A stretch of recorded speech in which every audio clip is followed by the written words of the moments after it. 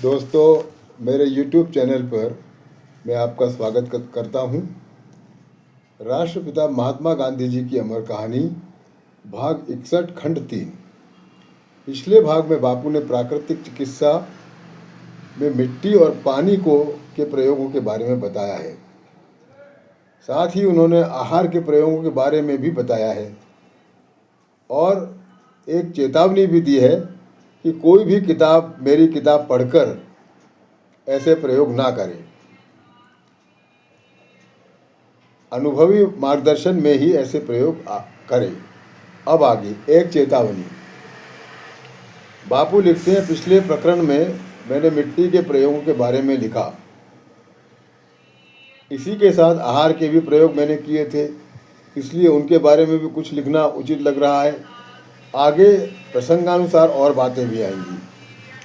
आहार संबंधी मेरे प्रयोग और मेरे विचार। दक्षिण अफ्रीका में इंडियन ओपिनियन के लिए मेरे लेख स्वास्थ्य संबंधी सामान्य जानकारी में मैंने लिखे हैं, जिसकी एक पुस्तिका भी प्रकाशित की गई और इसी के आधार पर कई पाठकों ने अपने जीवन में बदल किए और उनके पत्र भी मुझे मिल रहे हैं। मुझे उन्हें बताना है कि मेरे विचारों में कोई बदल नहीं हुआ है, पर मेरे आचरण में मैंने बदल किए हैं और इसकी जानकारी उन्हें होनी चाहिए। ये पुस्तक लिखने का मेरा उद्देश्य अन्य किताबों की तरह धार्मिक ही है और मैं प्रत्येक कृत्य के पीछे यही उद्देश्य मेरा रहता है। इसलिए उसके कई विचारों पर मैं अमल नहीं कर पाता, उसका मुझे खेद है। मुझे ऐसा लगता है कि मनुष्य बचपन में माँ का दूध पीता है, उसके अतिरिक्त उसे अन्य दूध की आवश्यकता नहीं रहती। बादाम और अंगूर से शरीर और बुद्धि को भरपूर पोषण मिलता है। इस तरह के आहार का जो सेवन करेगा उसे आत्मसंयम और ब्रह्मचर्य का पालन करना आसान हो जाता है। जैसा आहार वैसी ही डकार। आदमी जैसा खाता पीता है वैसा ही बनता है, उसमें बहुत तथ्य है। हिंदुस्तान में मेरे प्रयोग को पूर्ण करना संभव नहीं था।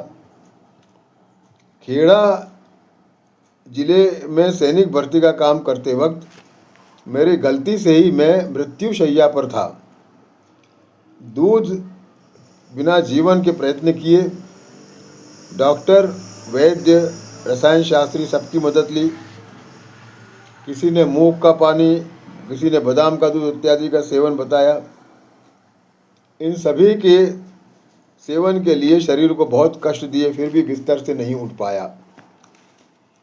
वैद्यों ने मुझे चरक और अन्य ग्रंथों के श्लोक दिखाए, जिनमें रोग मुक्ति के लिए मांसाहार भी बताया गया था।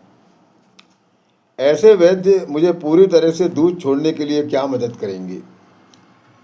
मैंने गाय अथवा भैंस का दूध भी वर्ज्य किया था। मैंने ऐसा व्रत लिया था। व्रत का उद्देश्य हर प्रकार के दूध को वर्ज्य करने का था। व्रत लेते समय मेरी दृष्टि में गौ माता और महिषी माता ही थी और जीवन का लोभ था, इसलिए मैंने मन को समझाया और बकरी का दूध पीना शुरू किया और मेरा व्रत भंग हो गया। ये बात जब मैंने बकरी का दूध शुरू किया तभी मैं समझ गया था, लेकिन मुझे रॉलेट एक्ट के विरुद्ध लड़ना था,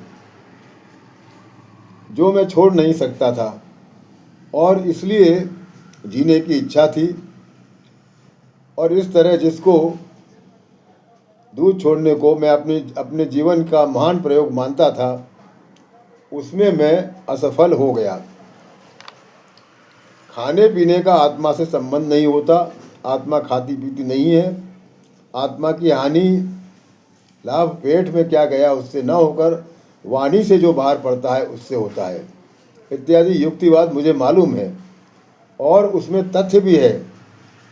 पर उसमें ना पड़ते हुए मैंने मन में दृढ़ निश्चय किया कि जो मनुष्य ईश्वर से डरकर चलने की इच्छा रखता है, ऐसे साधक अथवा मुमुक्ष के लिए आहार का त्याग और स्वीकार, क्या खाना और क्या नहीं, उतना ही आवश्यक हो जाता है जितना कि विचार और वाणी, क्या बोलना और क्या नहीं जरूरी है। जिस बारे में मैं हारा उसमें अन्य लोगों ने मेरे आधार पर चलने की सलाह मैं कभी नहीं दूंगा। मेरी स्वास्थ्य विषय की पुस्तक के आधार पर प्रयोग करने वाले सभी को मैं सावधान करना चाहूँगा कि यदि दूध का त्याग हितकारक लगे और अनुभवी वैद्य अथवा डॉक्टर ने उसका त्याग करने का परामर्श दिया हो तो ठीक है। मेरी किताब के आधार पर कोई दूध का त्याग न करे। मेरे आज तक के अनुभव से यह स्पष्ट है कि जिनकी पाचन शक्ति कम हो जाती है या फिर जो बीमार है, उनके लिए दूध जैसा हल्का और पौष्टिक आहार दूसरा नहीं है। ये प्रकरण जो भी वैद्य, डॉक्टर, हकीम अथवा अन्य अनुभवी गृहस्थ अगर पढ़ते हैं तो उनसे मेरा निवेदन है कि दूध का कोई विकल्प जो उतना ही हल्का और पोषक और पचने में आसान हो, ऐसी वनस्पति यदि उन्हें मालूम हो, लेकिन वाचन के आधार पर नहीं पर अनुभव के आधार पर, तो मुझे सूचित करें, मैं उनके उपकार मानूंगा। और यहाँ ये 61वां भाग खत्म होता है। आपको धन्यवाद। Please subscribe and like the channel. Thank you very much.